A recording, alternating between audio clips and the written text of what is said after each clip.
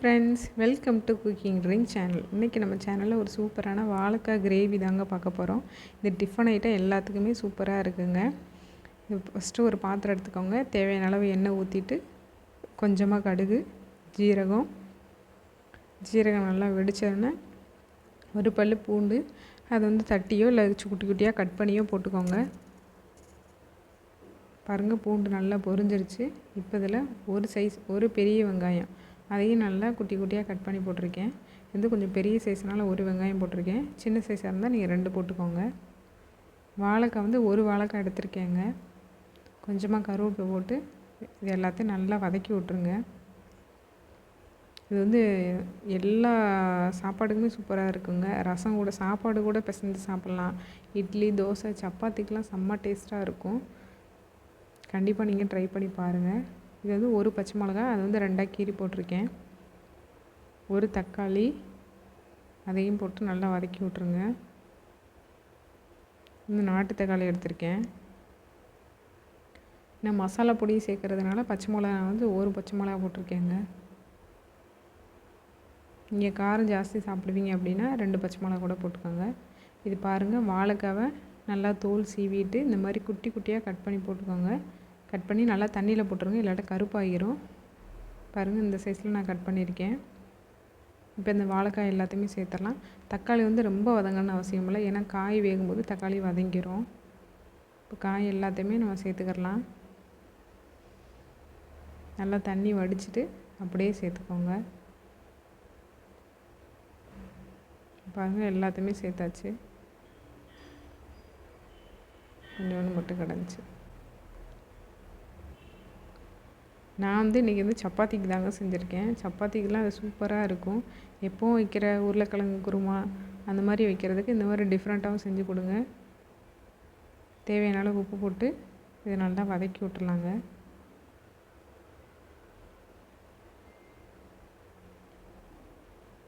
தோசைக்கெலாம் சூப்பராக இருக்குங்க.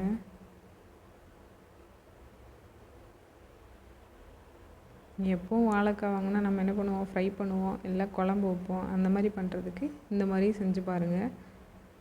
டேஸ்ட்டும் டிஃப்ரெண்ட்டாக இருக்கும், சூப்பராகவும் இருக்குங்க. இது தண்ணி எதுவுமே ஊற்றாமல் அப்படியே மூடி வச்சிடலாம். சிம்மிலே வைங்க, அடுப்பு ஹை ஃப்ளேமில் வச்சிடாதீங்க. பாருங்கள், காய் நல்லா வதங்கிடுச்சு. தண்ணி எதுவுமே ஊற்றவே இல்லை, காய் நல்லா வெந்துருச்சுங்க. பாருங்கள், ஒன்று எடுத்து காமிக்கிறேன். பாருங்கள், நல்லா வதங்கிருச்சு. இப்போ இதில் மசாலா பொடிலாம் சேர்த்துக்கிடலாம்.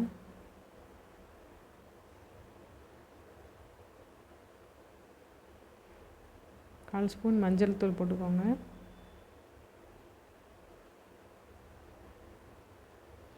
அதுக்கப்புறமேட்டு குழம்பு மிளகாத்தூள்னு சொல்லுவாங்கள்ல, அது 1 ஸ்பூன்.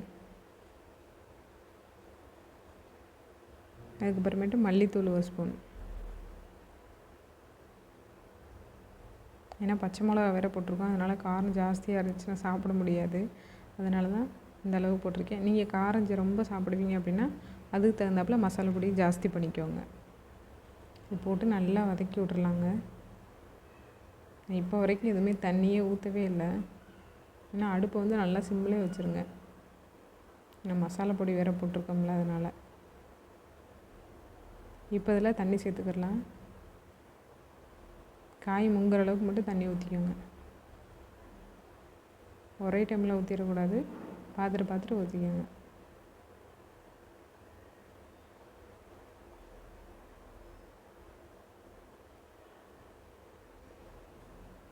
பாருங்கள், நல்லா வதக்கியாச்சு. இப்போ அதை மூடி போட்டு நல்லா அந்த மசாலாலாம் சேர்ந்து வேகட்டும்.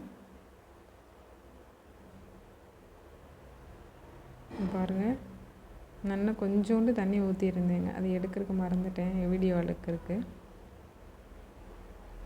பாருங்கள், காய் இந்தளவுக்கு நல்லா வதங்கி நல்லா கிரேவி மாதிரி ஆயிடுச்சுல. இப்போ காய் முழுசாக தானே இருக்குது, எப்படி இதை கிரேவி ஆக்குறது, வாங்க அதையும் பார்த்துருவோம். இந்த மாதிரி பருப்பு கடையிற மத்து இருக்குல்ல, அதை எடுத்து நல்லா அந்த மாதிரி அமுக்கி விட்டிங்க அப்படின்னா நல்லா அந்த காயெல்லாம் மசிஞ்சிரும். அப்போ நம்மளுக்கு கிரேவி நல்லா திக்காக கிடச்சிரும். நான் ஒரு கையை வச்சுக்கிட்டே அமுக்கிறதுனால கொஞ்சம் கஷ்டமாக இருக்குது. நீங்கள் 2 கையை வச்சுக்கிட்டு அமுக்கிறீங்க, உங்களுக்கு கொஞ்சம் பயமாக இருக்குது அடுப்பு வச்சுக்கிட்டேன்னா கொஞ்சம் கீழே இறக்கி வச்சுட்டு கூட நல்லா மசிச்சு விட்ருங்க. நல்லா அந்த காய் மேலே அமுக்கிற மாதிரி அமுக்குங்க. ஏன்னா காய் வந்து நல்லா வதங்கிருச்சு, அதனால் பிரச்சனையே இல்லை. நம்ம அப்படியே அமுக்க சீக்கிரமே வதங்கிடும். இந்த மாதிரி காய் மேலே நல்லா அமுத்தி விட்ருங்க.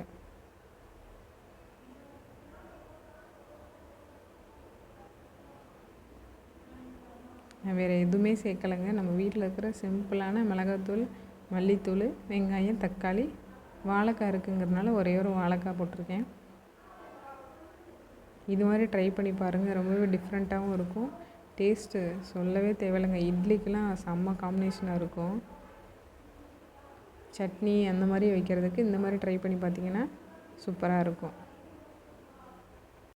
கண்டிப்பாக நீங்களும் ட்ரை பண்ணி பார்த்துட்டு உங்களோட ஃபீட்பேக்கை கமெண்ட்லேயும் சொல்லுங்கள்.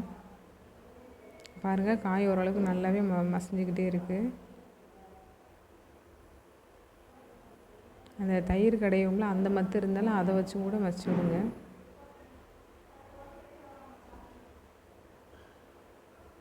பாருங்கள், அடுப்பு வந்து நல்லா சிம்மிலே தான் இருக்குது. அடுப்பு ஆஃப் பண்ணவே இல்லைங்க. அது பாட்டு கொதிச்சுக்கிட்டே இருக்கும். நம்ம வேலையை பார்த்துக்கிட்டே இருக்க வேண்டியதான்.